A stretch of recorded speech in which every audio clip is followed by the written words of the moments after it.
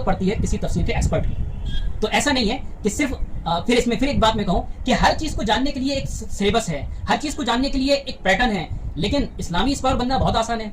बहुत सारे ऐसे स्कॉलर मिलेंगे जब उनसे पूछा जाए कि आपने तफसीर में कितना पढ़ा, एक भी किताब नहीं पढ़ी, सीरत में कितना पढ़ा, एक भी किताब नहीं पढ़ी, हदीस में कितना पढ़ा, एक भी किताब नहीं पढ़ी।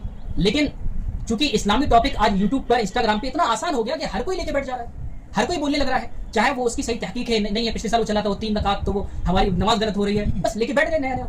तो ये नहीं करना है, हमें अपने दीन को अपने आसपास के जहां हम रह रहे हैं वहां के किसी काबिल और अच्छे इंसान से, यानी हर किसी से पूछना है, अच्छे इंसान से दीन को सीखना है। तो दीन को हमें उन लोगों से सीखना है जिन्होंने सीना बसीना, जिनके पास सनदें हैं। जैसे हदीस जब कोई फारिग होता है, चाहे वो किसी भी मदरसे से हो, तो उसके पास एक सनद होती है कि मुझे मेरे उस्ताद ने पढ़ाया, उनके उस्ताद ने पढ़ाया, ये करते करते अल्लाह के नबी सल्लल्लाहु अलैहि वसल्लम तक वो सनद मौजूद होती है।